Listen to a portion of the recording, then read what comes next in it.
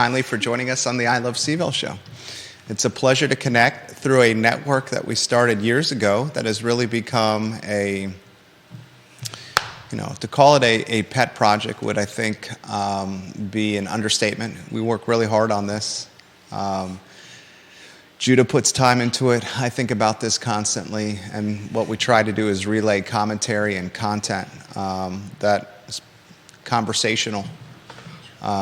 Content that is newsworthy and topic matter that perhaps will challenge you, make you think. Today's program is going to be a little bit different. We're still going to welcome you, the viewer and listener, to the broadcast and ask you to help shape the show by asking questions or providing topics, sharing the show. We'll talk taxes and council. We will talk Albemarle County and the developmental area that very soon could expand past 5%. At least consideration is being given to it.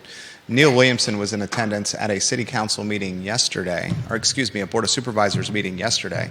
And in this particular meeting, the conversation amongst the supervisors, for the first time since I've been here, which is 24 years ago, folks on the dais, our elected officials, are considering maybe expanding that area.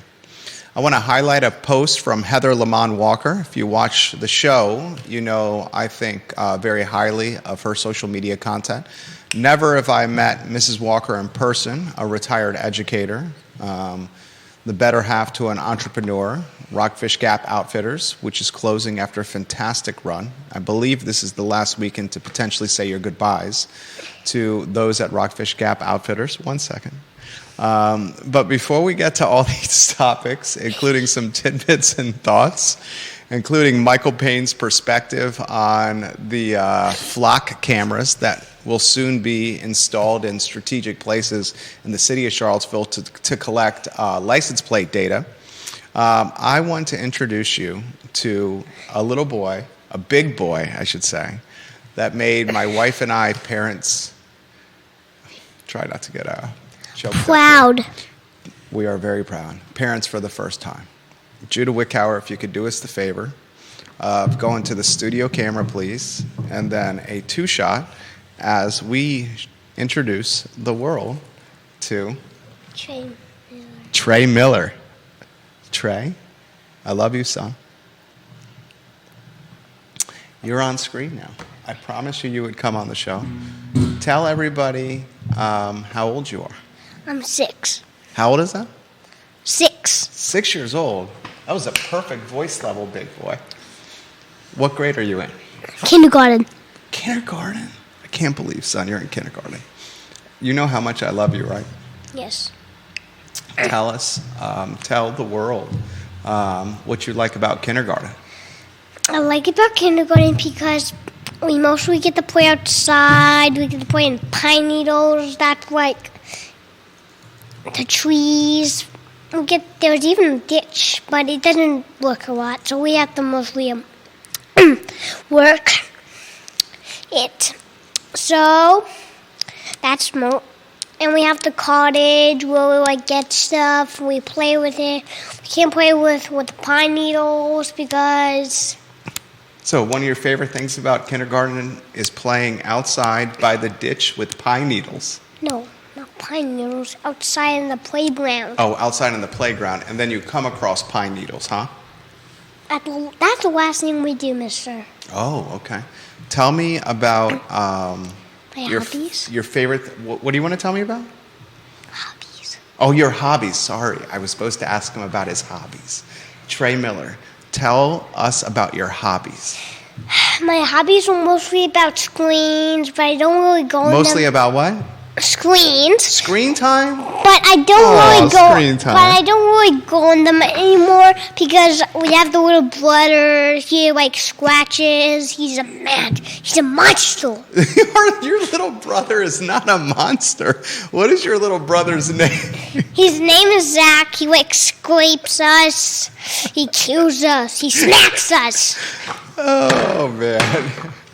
Zachary is 15 months old. He is your little brother. He does, when we hold them, try to face claw and scratch our face, and he grabs Daddy's neck fat. and tries to claw our face like a kitty cat. Wow. What are your hobbies besides screen time? Because how does Daddy feel about screen time? He mostly hates screen time. He hates games, but I love it, by the way, people.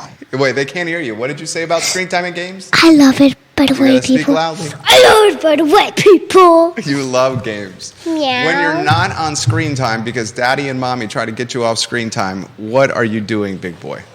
I mostly play with my brother. He mostly tries to get me. But in this morning, I said something to my brother, and he was smiling. The other day, every time I put my Alexa on, I sure you have some, but he was giving me a little smirk. He was giving you a smirk when you had Alexa on in your room? No, when we started him, when we stopped her. I'm sure you have like Alexas at home, people, but if you don't, then get one for yourself. Alexa is the Amazon, how would I characterize it? The voice recognition software device that reads stories. It reads stories to you often. Yes. What do you like to do when you're not playing with your brother and playing on screen time on the iPad? Mostly squash. You play squash? Yes. Okay. What else do you like to do? What do you do on the... What is that?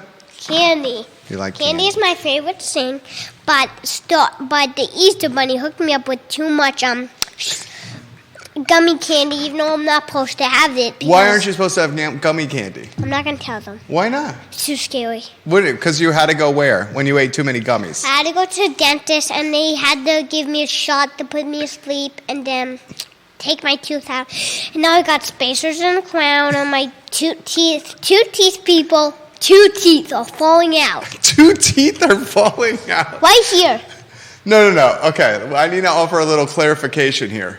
The teeth that are falling out of your mouth now are baby teeth that are loose. Not that loose. I can take them out. They're a little loose, and what happens when your baby teeth come out? I'll get grown-up teeth, but... Who comes and visits you? The tooth fairy. You got to say it out loud because it's a talk show, right? The tooth fairy. She will see you later. You're right. The tooth fairy will come visit you. I got to ask you this question. Tell the story about what kind of country do we live in to the viewers and listeners. We live in America, and Virginia. Virginia State, and this is mostly a free country where you see bad words. But if you hear people, don't say them to you folks like at when you have play dates, okay? Because if you say one of these, they won't have want to have a play date for you. But aren't you not supposed to say bad words ever? Yes, but this is kind of free country. I don't know how this even happened. Well, how did this happen? The soldiers fought for our freedom. And that's why we live in the best country in the world, because we can say stuff that not everyone agrees with as long as it's the golden rule, right? Yes. Right? And it's a golden dad. A golden dad? Yes. Sometimes do you say bad words? It's my turn to talk. Okay, I'm sorry. It's his turn to talk. Go ahead. Okay, your turn to talk. So mostly, don't say this to your parents, but don't say bad words to them. Don't do that. And if you do, time out. Do you ever go to timeout? Oh, am I not supposed to talk? Yes. Who's supposed to talk? We're moving on to not my hobbies anymore. Okay, we're moving on. I'm sorry. What are we moving on to here? Tell us about what you like about school. School is a good school. And I go to Covenant. It's a good school. So I would have said that, but we have a lot of kids in our school. There's 3 kindergartens, and that includes me. There's 3 kindergartens. 3. And if you 2 equals 3. 1 plus 2 equals 3.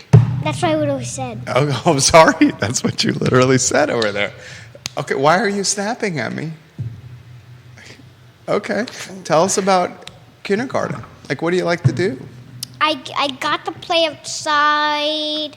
I got to play with some kids. I only play with one, and they have this what's called "Don't jump off the swings," but I kind of disobey that. You jump off the swings? And I jumped off it, a big one, and then I landed on my feet. That's good, as long as you don't get hurt. And someone else got hurt when I was jumping off the swing. And that already. So I don't really do the swings anymore, but I will do it. But I'm just not going to jump off again because after that tragic. Let me ask you a question. What are some of your favorite restaurants? The pizza place in the downtown mall. Whoa! Vita Nova. Vita Nova. Where else do you like? The Golden Place. Where else do you like to go? Mellow Mushroom. That's my favorite place. Mellow Mushroom? I'm sure you have go to it. If you have, come to the talk show, and then we will sign you up for Where it. else do you like to go? Do you like to go to Dairy Market? That's my second favorite place, but. Oh, you got yogurt. Let me show this to the viewers and listeners. And hold on. Well, let me show it to them so they know what you're eating here. This is one of his favorite snacks. Can I? No. Moms and dads watching the program, our son Trey and our youngest son Zachary love the Go-Go Squeeze yogurts. These yogurts are a very convenient snack for our little boys. But have any moms and dads that are watching this program seen the price at these yogurts in the grocery store? These pouches are like $1 each, even if you buy them at Costco. But watch what happens when I give it to them. There you go. We got a happy camper. All right. Well, we have to get to some other topics. And That was what I was going to say right now. well, what are you going to say? Because I got to tell you a couple things before we. Next topic. Oh, you want me to give you a couple more topics? No, about the hobbies and stuff. Okay. The other things we were going to talk about. Whatever my other things. Well, is there something you want to tell everybody? No. Okay. Do you like to read? Yeah, but I can read. I can read, people. You can read? I can, but this literally says. Oh, you dropped it on the floor. Damn it. Okay, here, that's okay. I'll get it. You tell them what it says. You dropped it on the floor. It says go, yo, oh. What's it say? Go. Okay, sorry. Go, yogurt. Yeah, that's actually what it says. And I would seal filter the V, and Oh, you're talking about the behind us. I would seal friends with a I, V, C, and a heart, and then I. There you go. That's, Well, let me, because I have some stuff I got to get to for the viewers and listeners. Okay, then. Some stuff about sharks, but before you go, I got to tell you a couple things, okay? Now get real close to the mic here. Are you looking at the camera? Are you looking straight ahead? Can I tell you something? Yes. I love you. Okay, exit that part out, Judah, if you. Do you know how much I love you? So much. And exit that out, No Judah, kicking. again. You know why? You made Mommy and I parents for the first time. Proud every day. Oh, no. Every day, son. And if you're asking where the mom is, she's at the bachelorette party with all her circles. Yeah, she's at a bachelorette party in Charleston. That's right. That's where Mommy is. That's why Trey's at spring break. He's on spring break right now, so he's with Daddy at work and Judah and Liza. I am looking forward to saving this video and watching it later. And maybe what we'll do is we'll play it when you graduate from high school, and you have like those funny moments where you can show everybody how far you've come. But I hope this makes it in the video that we show on your high school graduation or whenever we reflect on this. I love you so much, son. Okay, exit that out, Judah. I am so proud of you. Oh man, this is gonna get too exity. I am. You, every day I look at you and have found a new kind of love. Oh man, this is getting too exity. Exit that part out, Judah. You really hearing this? I sincerely mean that. Can I get a hug before you go off set? Give your daddy a hug. Come on. Whoa! I'm staying. Where are you going? Come back here. Give me a hug. No, come on. Please. Come on. Where are you going? Am I going to have to bribe you? Give your daddy a hug. Okay. I guess I'm not getting a hug. Are you going to go to the Judah camera? Tell everyone before you go that you love CVille. I love CVille, and That's I'm what gonna that mess is. my dad's hair. Don't mess my dad. We both got haircuts today. I'm gonna punch him No, with my don't punch him. ball. All right, you get all set here. You get all set. Come on, what are you talking about? Okay. You can come on maybe at the end of the show. All right, we wanted to, for all the parents that are out there that have to make do with, I guess part of being a parent is just like being, adaptable. There's no, manual on how to do this. I mean, same with marriage, right? Like, this is pretty much what they do when you get married. You go in front of your closest friends and your family at an altar, and you say your vows. In our case, we wrote our own vows. And then you say, to death do us part, and good times and in bad. And then you're married. And you kiss, and you're married. There's no manual. There's no playbook. Same thing with parenting. Both our boys were delivered at Martha Jefferson Hospital. Their staff is amazing. The nurses carry the load at Martha Jefferson Hospital. They are angels.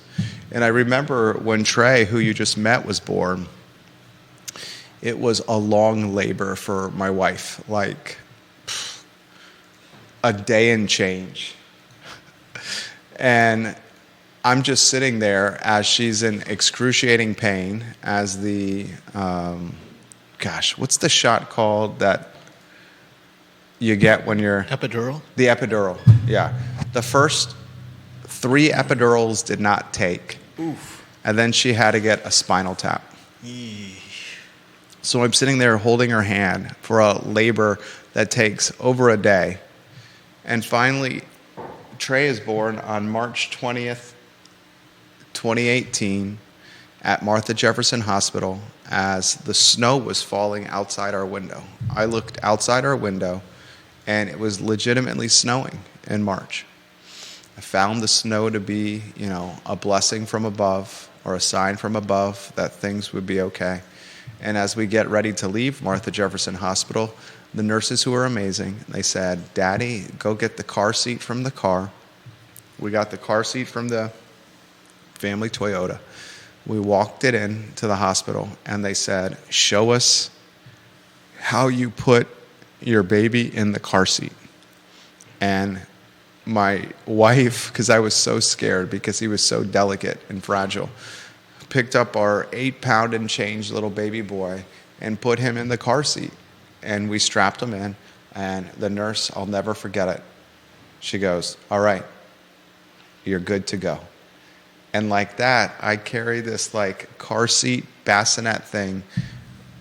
Anyone who's carried one of those car seat bassinets knows how heavy it is.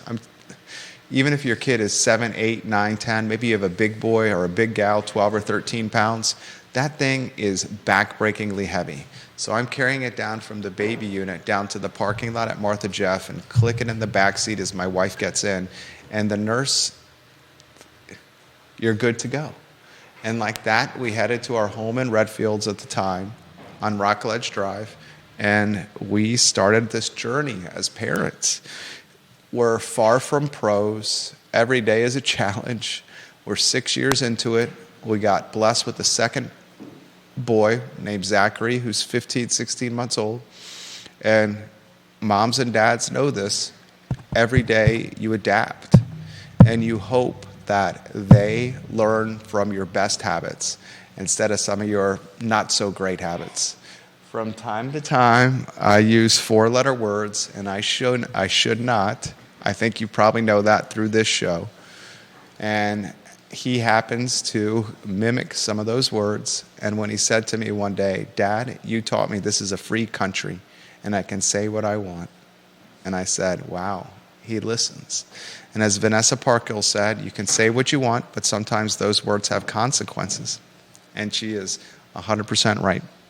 So I want to close before we get to news on this glorious and gorgeous Thursday in downtown Charlottesville. We sit a mere block from the downtown mall and the courthouse of Albemarle and the courthouse of Charlottesville, 60 yards from the police department and less than 2 miles from UVA, the Rotunda, John Paul Jones Arena and Scott Stadium. Parents, it's about adapting every day. And today, one of those adaptions happened to be, I missed that one? Adaptations? Thank you, Judah. One of those adaptations was bringing our oldest to work, as Mama is in Charleston for a bachelorette. All right. Let's get to some topics that are local to you. And thank you for bearing with us for this first 20-some minutes of the show, as I gave you a glimpse into our family, into a boy that made us parents for the first time. First topic, my friend, if we welcome you on a two-shot. Looks like City Council is seriously considering Natalie Oshrin's plan. If you want to put a lower third on screen. The fiscal year 2025 budget talks are being delayed. They're delayed in part because they have to advertise that they're considering raising the personal property taxes, the taxes on cars, to a whopping $6. Was it a raise from $4.80, Judah? I think it was lower than that. Oh no, it was $4.20 because I made about a joke about $4.20 yesterday. Yeah. So it's a $1.80 raise. And we'll get to your comments on this. Ms. Oshrin's considering or is pushing the personal property tax so we wouldn't have to raise the meals tax as much. And now council is legitimately considering this.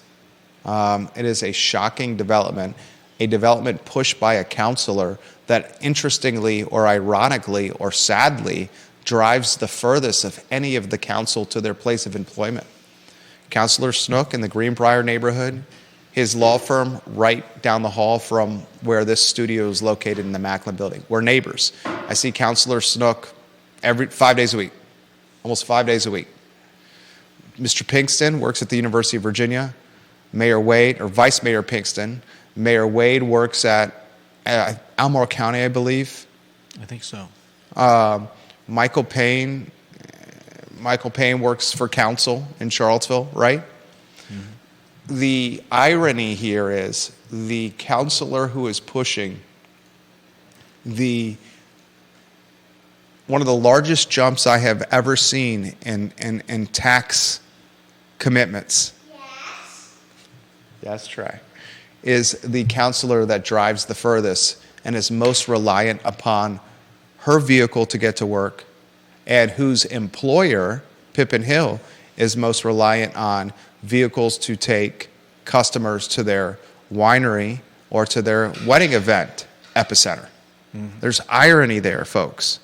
This leads me to believe, or leads me to read a post from Heather Lamond Walker, Johnson Village's finest, as we've monikered her on this program. And I will read the post that she did yesterday. She's a retired school teacher. T-Bird, hey Trey. You might give him a little sigh. She says this, Miss Walker, the retired teacher, the Johnson Village superstar, and the the better half to a husband who has owned Rockfish Gap Outfitters for a very long period of time. We're talking decades. Rockfish Gap Outfitters, I believe this weekend, the last weekend, to say your goodbyes to this Waynesboro icon. She posted yesterday, doesn't City Council realize how much our everyday living expenses have increased in the past 2 years? The grocery bill, the gas bill, utilities, they have all risen. Now on top of those new expenses, she writes, City Council is considering an increase on all 4 of our city taxes. Not to forget an increase in the trash stickers. Does everyone remember when our free trash removal was one of the benefits of living in the city and paying a higher real estate tax? She says this, an increase from $4.20 to $6 per 100 on automobiles, trucks, etc. is more than a little painful. What our leadership, and I understand there are people just like us, and they're in the dubious position of running a government that has a yearly budget of $250 million a year and climbing. But doesn't our leadership realize that this community is drowning in overhead? We are drowning in the overhead when it comes to, one second, Go-Go Squeeze yogurt pouches that are now $1 and change, and our children slurp them down in under 10 seconds. We are drowning in overhead at the gas pump, any pump around town. I drove down Pantops today and it was $3.40 a gallon. We're drowning in overhead when it comes to utilities, when it comes to food on our plates, when it comes to assessments. And everyone says, oh, your house is worth more. But that's paper value. That's paper money. That's not tangible purchase power or tangible bill pay power. We're drowning in overhead when it comes to our used cars skyrocketing out of control. Drowning in overhead when it comes to 12% in taxes when eating out at restaurants that we love to support.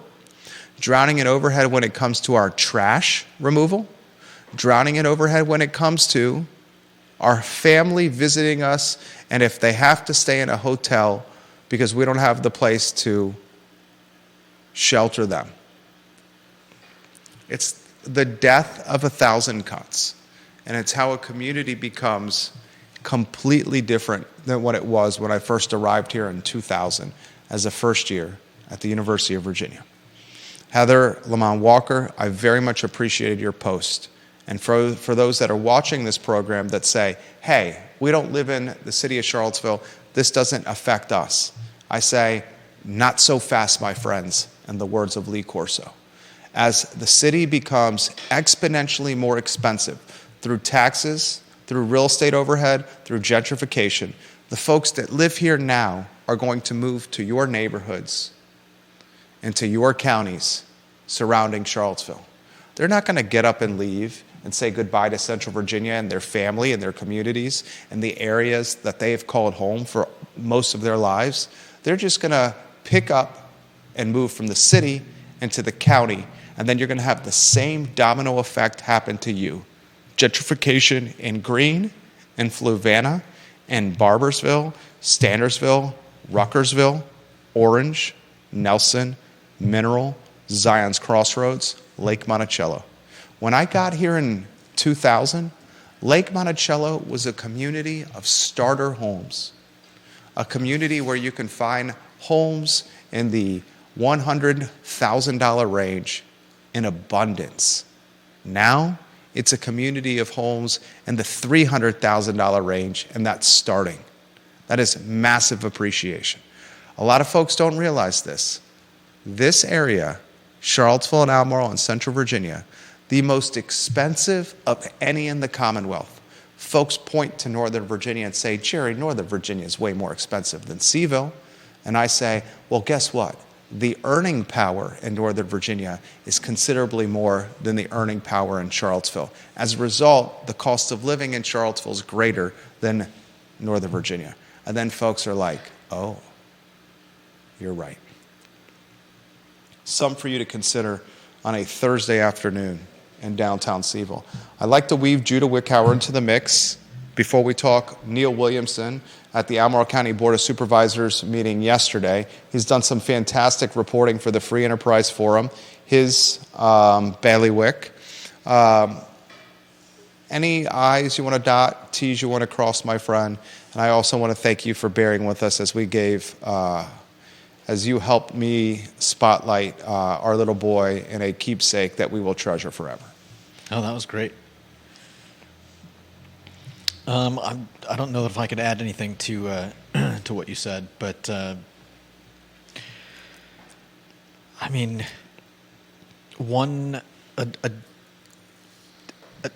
a dollar and what 80 cents is what almost a third more, almost 50% more than what we're currently paying, and that's a massive raise in a tax. And there are going to be people that get hurt by this, especially when the other four revenue generators are being increased as well. Yeah. It's time for true consideration. And we want a jurisdiction and a town that is open-minded in its thought and approachable with its mindset and welcoming of all cultures, and one that is considerate of all backgrounds. And we have that. But eventually we have to say it's time for some financial responsibility. A budget cannot increase every year. Yeah. The ramifications are significant if it does. Now let's talk Albemarle County. There was a supervisors meeting for the largest county in Central Virginia, Albemarle, that has surprised some people. No one was in attendance, like most Albemarle County supervisor meetings. Neil Williamson was, the president of the Free Enterprise Forum. We encourage you to support what Mr. Williamson is doing. He's fond of the moniker, seats available. In this particular meeting, Mr. Williamson, who was live tweeting like he often does, I follow his account closely, he penned a tweet that caught my attention. And I'll read it to you verbatim. I'll read a few of them. Albemarle Board of Supervisors discussing putting their collective heads in the sand regarding inevitable future growth and development regarding their Albemarle County 44 Comprehensive Plan. Breaking. 2 members of the Albemarle Board of Supervisors, Nat Galloway and Michael Pruitt, have voiced to support at some point a discussion of the potential expansion of the development areas. Diantha McKeel indicates her general approval of the concepts mentioned by Galloway and Pruitt as well. When this meeting finished, and these are my words, you had Diantha McKeel, Ned Galloway, Mike Pruitt, B. Lepisto Kirtley, and Jim Andrews showing signs of approving the expansion of the development area in Albemarle. Currently, Albemarle County restricts development, and that's commercial and residential development, to 5% of the entire county. Folks are quick to point out that that 5% is not completely conducive to development because of topography issues. So 5% of all of Albemarle County is allocated for homes and apartments and condos and townhomes, shopping centers and offices, restaurants, event activities. For the first time since I have ever been here, and I've been here almost 24 years this August, when I first arrived as a student at UVA at Dabney 101 Old Dorms. For the first time since Mr. Williamson can remember, government and elected officials are considering expanding that area. That is a catastrophic shift. That's not the right phrase. That is a monumental shift. That's a better phrase. And perspective, change. for elected officials. Now, this is what I would ask of our 6 supervisors. Ann Malik was the only one in opposition. I would encourage you to read Mr. Williamson's commentary on the Free Enterprise Forum story, or a commentary that he published today. The headline is Mary Poppins and Albemarle Development Areas Discussion. It's a great read. I love how he weaves pop culture into his commentary. Read this. Ms. Malik, Supervisor Malik, in complete opposition to this, as expected. I would encourage all our elected officials to please consider infrastructure when expanding the development area. I get the concept of needing more housing. I get the concept of additional housing could stabilize prices, and prices in Albemarle are becoming some of the most expensive in the Mid-Atlantic and beyond. I understand that. But I do not want to put a cart before the horse. We know we need another high school. We know we're redistricting kids all over eastern and northern Albemarle County. We know we don't have transportation that's ubiquitous, reliable, and consistent. We know that we have traffic concerns. Have you come down Pantops at rush hour or on Forest Lakes, Hollymead, or anywhere north of town during drive home? It is a nightmare. And the last thing we want is to become Fredericksburg or portions of Northern Virginia, where traveling 2 miles takes you an hour to get home from work. That is a severe downfall to quality of life. So if we expand this developmental area, which for the first time the trade winds are blowing in that direction potentially, I plead, beg, insist, kindly demand elected officials to consider the infrastructure as well. It seems to be a common theme with electeds. Ms. Ostrin is considering or pushing raising personal property tax from $4.20 to $6, despite transportation, bike lanes, and pedestrian walkways not being reliable. Yeah. Anything you want to add to this, my friend? I mean, I appreciate the fact that they're revisiting revisiting this, but you're right. I think overall we need to take more into consideration than just sometimes the question at hand. And Charlottesville and the surrounding area definitely needs to work on infrastructure.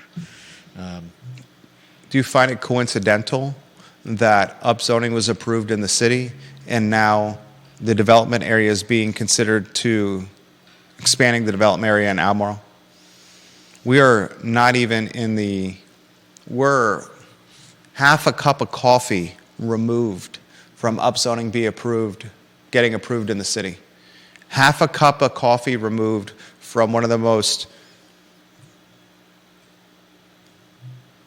some would call innovative, some would call radical zoning changes in the country. And now Albemarle is saying, let's expand our growth area or considering doing it. Is there a coincidence? No, I don't think it's coincidental. And I think all the counselors from Charlottesville to Albemarle know that we've got housing problems. And I'm sure they're all trying to figure out a way for us to fix this.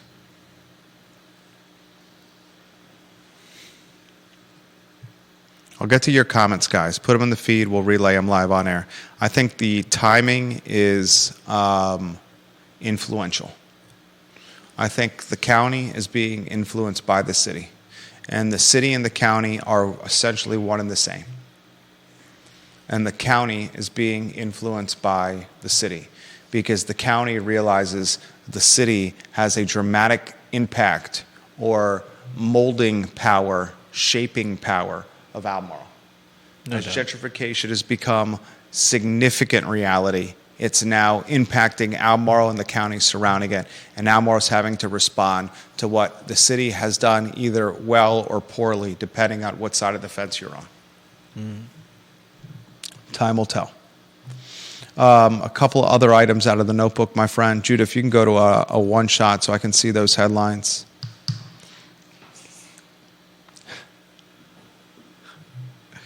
You had a couple of news and notes that you wanted to get to on the program. Oh, we should talk Michael Payne and the flock cameras. Perhaps you could read those quotes. You go back to a two-shot and get Michael Payne, the city councilor. He voted no, along with Natalie Oster. Do you see the clear divide on council? You got Snook, Pinkston, and Wade that seem for the most part to be voting in groups of 3 on a lot of things. Yeah. Pinkston, Snook, and Wade, close to the same age bracket. And I'm not trying to age up Wade and Pinkston, Right.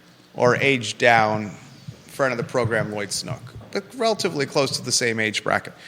Oshred and Payne, close to the same age bracket. They just have two different mindsets and seem to be voting as a block, Payne and Oshred, against Snook, Payne, and Wade. Oshred and Payne said no to the flock camera installation, the license plate readers. Mm-hmm. Chief Kochis came on the show earlier this week to talk about those license plate readers and how they would provide safety for the city, strategically positioned to help his department monitor potential criminal activity by tracking vehicles with cameras eyeing license plates. Michael Payne's quote. Do you have those in front of you? Yeah, I've got the news article. Can you read those out loud? Oh, let's see. Payne says he's uncomfortable with the idea. In my mind, it's a serious privacy concern no matter what you do, again, just because of the nature of the technology, he said. I'm also concerned about, down the road, how may Flock monetize that data? How may they change how they may decide to use that data 5, 10, 15 years from now? Payne would like to see a written policy or contract outlining how Flock will store and use the data collected from the cameras. That's what Michael Payne had to say. And, you know, I appreciate that.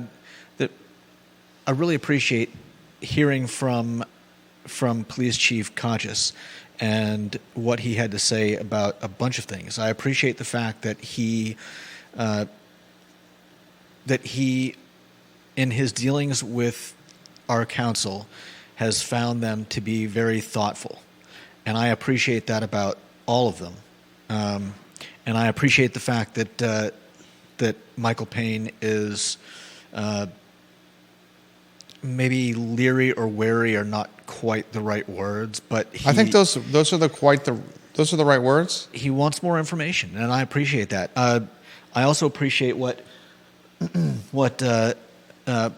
Police Chief Kochis had to say about the flock cameras, the fact that they're not video cameras, the fact that they take single pictures, the fact that that the information, the photos that they take will only be kept for 7 days and then deleted.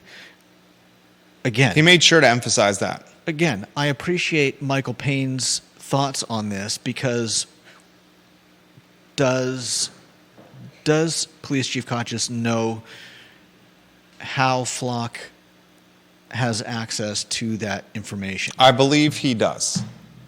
I would like to think he does as well, but in this case, you know, I would be against I'd be against traffic cams, you know, taking pictures of people that speed through lights.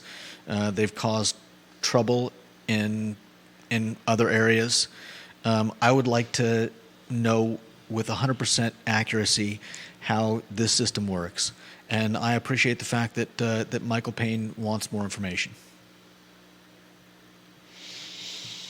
Yeah, that's fair. Checks and balances. Yeah. A lot of folks are of the mindset, don't do bad stuff and you don't have to worry about this stuff. I can appreciate that, but this is not about people doing or not doing bad stuff. It's about helping to catch people who do bad stuff. It's about, people are worried about gunshots. We've had a lot of gunshots around the city recently. Chief Kotchis referenced that on Tuesday in set. He lives in the 10th and Page neighborhood. He says he routinely hears gunshots around the neighborhood. Heard them just the other night. Yeah. And we have been incredibly fortunate that none of these shots fired have hit anybody randomly. We've been fairly lucky that I don't think there's been a whole lot of property damage, but God forbid that something does happen and someone gets hit. I believe a system like this will be an immense help in figuring out who did it and tracking them and making sure that they get brought to justice. And I think that's a good thing. Yeah, I feel the same. I feel the absolute same. Any assistance for the police within the bounds of our rights is fine by me. And I comment on this program often. The times that I've gotten in trouble are the times that I should have been. Appreciate Michael Payne's perspective as well. He voted no, so did Natalie Ostrin on the flock cameras. They're going to pass. You've had two pretty significant technology innovation approvals in the city. The flock license plate reader cameras and the metal detectors at sporting events with Charlottesville Public Schools. All sporting events this fall, you're going to be walking through metal detectors. We'll see if school resource officers next and metal detectors at the schools themselves next. Time will tell. All right, I want to get to some comments on the show before we close it down. Bob Yarborough, I respect Mr. Yarborough immensely. We've dubbed him the king of Redfields. Is Bob Yarborough on the viewer-listener power rankings? He certainly better be. Yep. Okay. Mr. Yarborough posted this on Tuesday after the Chief Kotchis interview. He did not watch it live. He is watching the show live today. Mr. Yarborough is 27 in the polls. He's got one of the best beard games in Central Virginia. He said you should read the Forbes article on flock cameras. Forbes magazine article on flock cameras. He shared it on Tuesday. Flock, the headline is, oh man, Forbes is a paywalled? I didn't realize Forbes was a paywalled site now. Can you 12ft.io Forbes articles? 12ft.io. That's a life hack everyone should know about. The website, 12ft.io, 12ft.io. Get you around a lot of paywalls, ladies and gentlemen. You can, 12ft.io, the Forbes article on flock cameras. The headline, Flock installed AI cameras in this small city and claimed crime went down. It actually went up. This was written in this year, 2024, on February 29th. He encourages everyone in this community to read this article. Bob, I will read this article. I promise you we'll read it today. Bill McChesney, the mayor of McIntyre, if you can get his photo on screen. Bill McChesney, number 15 in the family, says, that's the same kind of horse hockey that people use to stop red light, stop sign runner cameras on school buses in the county. And he also said, we bought our home in 1987. There was 2-day-a-week free trash pickup and 2 times a year free large item pickup. And that's no longer an option. Ray Cadell watching the program. His photo on screen, if you could, please. Ray's earning a climb in the power rankings, Judah. Mr. Cadell is 47 in the polls. He says this. I'm going to get to Philip Dowd, Nora Gaffney, Sherry Wilcomb, and Stephanie Rhodes here in a matter of moments. Mr. Cadell says, so you might not know, I had a talk radio show on WCHV and WINA for several years. I had my sons Ray III and his brother Anthony on at 6 and 8 years old. We did movie reviews, restaurant reviews with them all the time. And what you just did with your son really brings back memories. Vanessa Parkhill said, Trey was the best guest ever. That's you, big boy. Trey, the best guest ever. Thank you, Vanessa Parkhill, the Queen of Earlysville. One of the key members of this family, Vanessa Parkhill. She is number 6 in the family. Love your support, Vanessa Parkhill. Philip Dow says, infrastructure should be the number one concern. Scottsville wanted 200 apartments, but infrastructure issues stop those 200 apartments. Philip Dow, one of our favorite Scottsville listeners, number 14 in the family. I echo the infrastructure prioritization. Nora Gaffney says, what a cutie Trey was. Nora Gaffney is watching the program. Where does she stack up in the power polls, J-Dubs?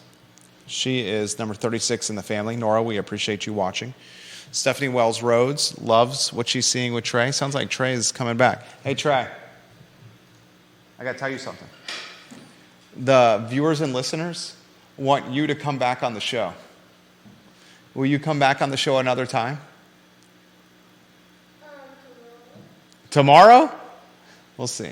But another time. Did you have fun? Oh, he wants to come on tomorrow. All right. Oh, let's go to Twitter. We'll get to some of the comments. 127 here.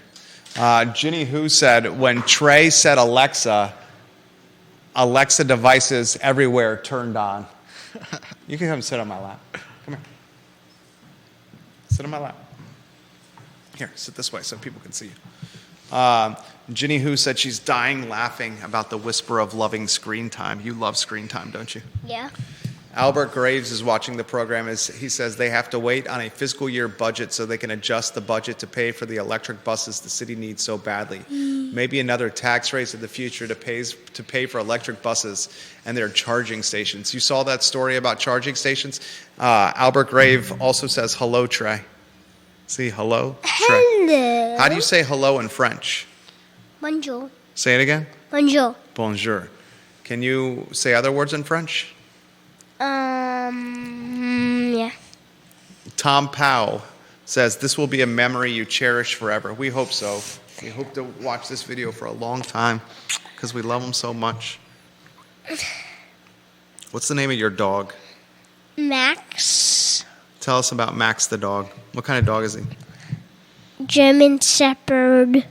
Is he big? Yes. He's about 100 pounds, right? Does Max love you? He loves me more than I love him. He loves you more than you love him? That's not nice. What do you like to do with Max? I like to play with him. You like to play with him? You're a good boy. All right, that's the end of the show. Can you tell everybody? Maria Marshall Barnes says, oh, my heart. Thank you for sharing, Trey, and I hope he has an amazing spring break. Are you having a good spring break? Yeah. Do you like doing the show? Yes. Are you rubbing the microphone on your face? Yeah, because I love him. I marry him. You want to marry the microphone? Mm-hmm. You can't marry a microphone. Yes, I can. Just elbow me. You got to marry people. All right, you're going to close the show. We got to finish the show. Do you want to do the wrap-up on the show? Finish the show? Yeah. All right, what are you going to do to tell everybody that the show's winding down? The show's winding down. All right, this is what you say. Mess with everyone's Alexa. This is what you say. No, put it in my ear. Thank you for watching the I Love CVille Show. Thank you for watching the I Love CVille Show, and I will see you later. You got to give Judah some props for Judah Wickower. For Judah Cower. My name is Trey Miller, and we will see you tomorrow on the I Love CVille And Show. my name is Trey Miller, and I'll see you next on I Love CVille Show tomorrow. All right, I love you, son. You I did a don't- great job. Bye-bye. So long, everybody. Take care. Say bye-bye. Bye-bye. Hey.